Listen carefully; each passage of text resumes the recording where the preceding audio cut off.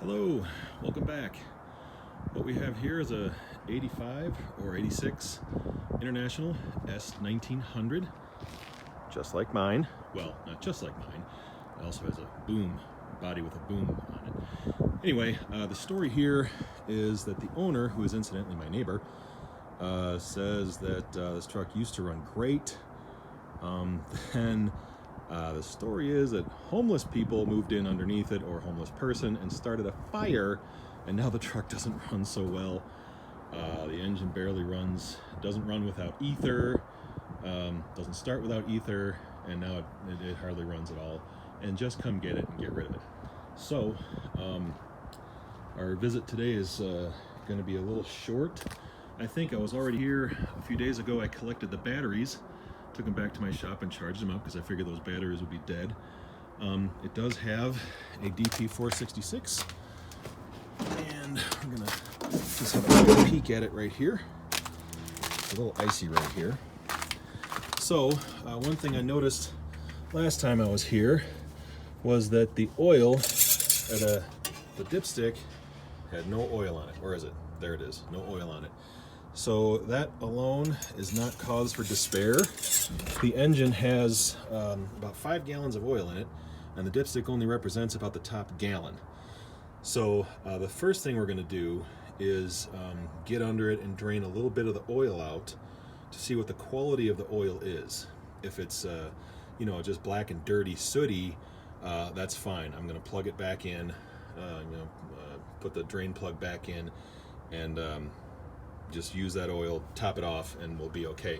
If the oil comes out, watery, emulsified, milkshake looking, then we're going to have to drain it.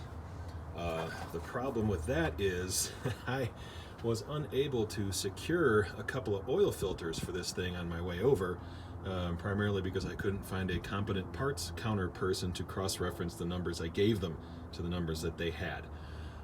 So if we have to drain the oil, that's going to be it for today, unfortunately. But until then, we don't know. So, oh, by the way, I did check the coolant reservoir, and it has coolant in it.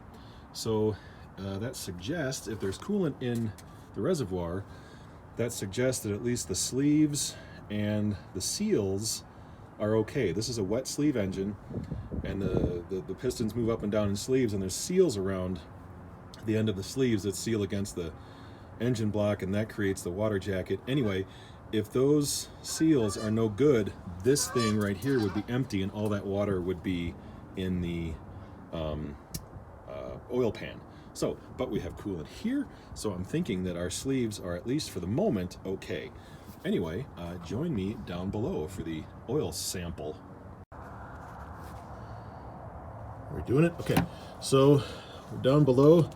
I've broken the torque off this. We're only going to drain just the tiniest little bit, hoping I can keep my coordination up here, holding the phone and the oil plug. And we're just going to look at the quality of the oil. All right, it was black. I hope you saw that. It was just black and dirty. There was no water.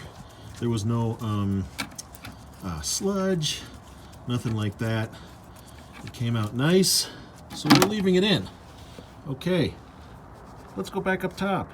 We've learned that the oil is black and dirty, but it's otherwise okay. It's not. It doesn't have any water in it.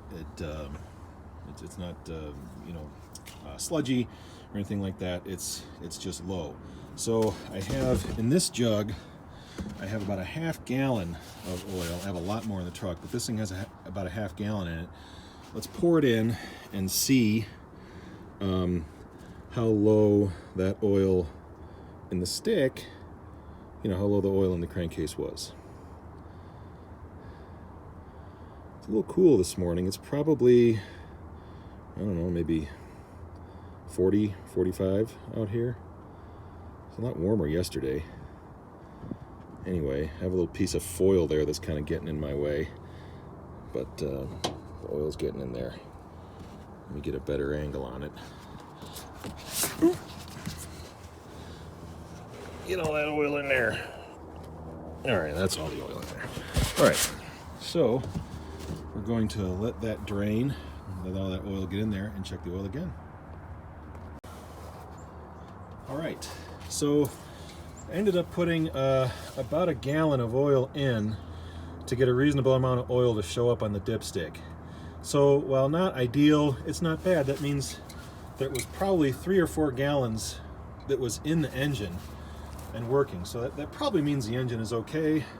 Little negligent on that, but it's not a big deal. Anyhow, what's next is we're going to prime it. That's the primer down there. And I gotta reach down with one hand because I can't. Hold on, maybe I can. Well, I got good feel. It feels primed. Now, I can't, that cap is supposed to, sorry for the fingers, that cap is supposed to screw back on, but it's not. This is supposed to screw back on, but I can't get it to screw back on. I'm not sure how important that is. Oh, there it goes. Did it? Nope. Well, I can't get that to screw back on. I'm not sure how important that is.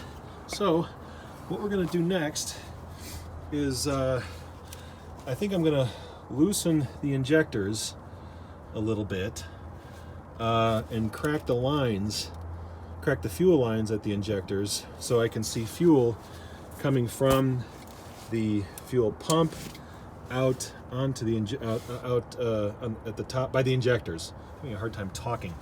Anyway, I'm loosening the injectors to make the engine have a little bit easier time turning over. I have a feeling this engine has very low compression anyway, but we're going to see what we can do to make it give a little bit easier time. So I'm going to loosen these. I might not loosen all of them. I might not go all the way back into the doghouse. We'll see. We'll see how hard it goes. Anyway, I'll be back. All right, I'm going to see if I can show this to you. Look at that blue thing, the primer. Look at that. You see that? That's fuel coming out. If fuel can get out, air can get in. So that is probably one of the major reasons why this engine isn't running so well. Also, I found the shutoff. Let me see if I can show you this without blocking the camera. So there we are. It has an electronic shutoff. There's a solenoid down there. That's that like accordion looking thing. And this guy was real tight.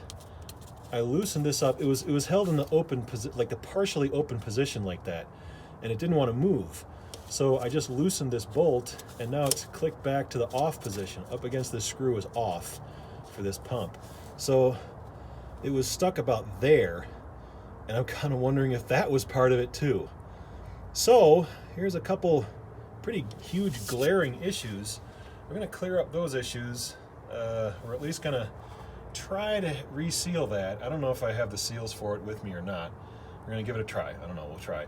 But that is definitely an issue. I'm not even going to crank this over until that is fixed. All right. We got the lift pump out. See my little vise here. And, whoops, let me crank this down a little bit more. Be careful. I don't want to break anything. So theoretically, well, that came out real easy. Just take this out. Oh, and there's a check ball and some other stuff in there. But what I'm interested in is this thing. I want to see if I can reseal this. It doesn't look like I can. Hold on, bear with me.